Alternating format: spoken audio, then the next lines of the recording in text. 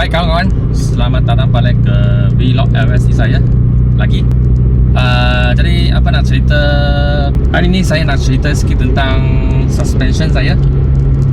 So kepada sesiapa yang ada follow saya punya Instagram, sebenarnya saya ada satu set F-tune suspension.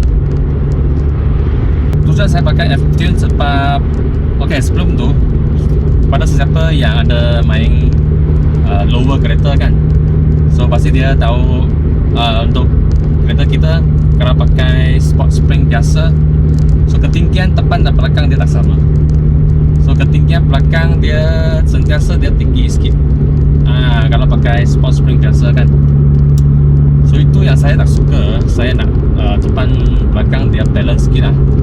Okay, ada banyak cara lah saya nampak internet kan. So salah satu cara adalah kena potong original spring lah, so kasih dia rendah sikit, ataupun pakai yang adjustable, belakang boleh adjust. Jadi so member saya pun dia ada satu set F-tune nak lepas lah.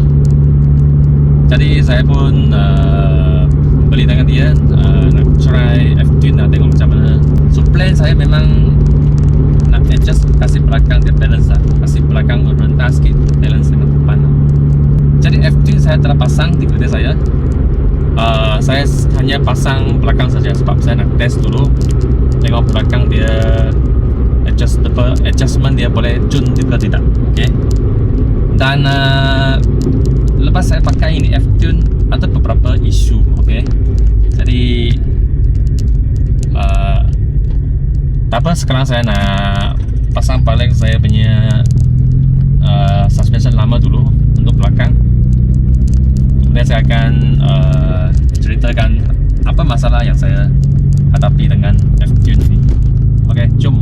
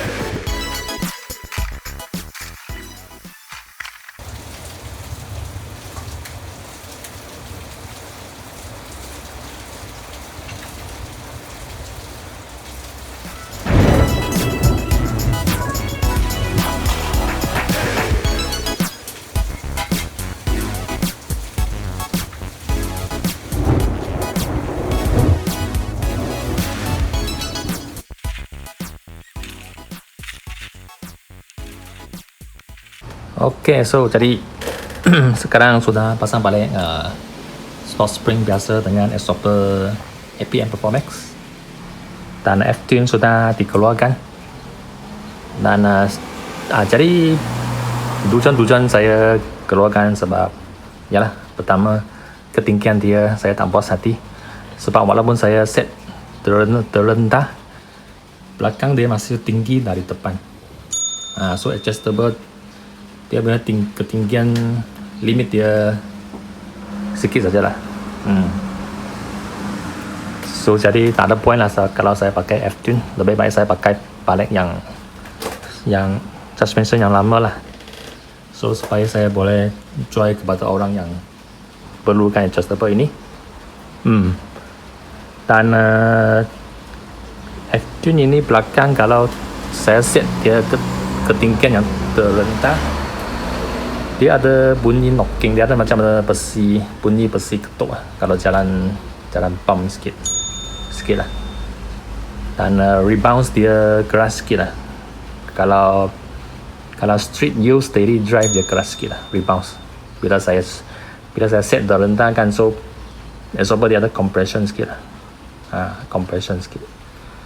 So setelah pakai balik sport spring comfort sikit lah, tapi of course lah, handling dia sekarang handling lembut sikit lah, body roll banyak.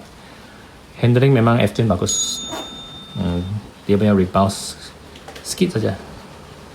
So kalau pergi toge atau pergi track memang cun lah F-tune. Tapi untuk daily drive dia saya rasa tak sesuai dengan saya lah. So jadi muncul ini saya keluarkan F-tune lah. So pakai balik lah yang suspension lama lah. Dan yalah, tengok ada apa projek baru untuk next video, kita jumpa lagi. Bye.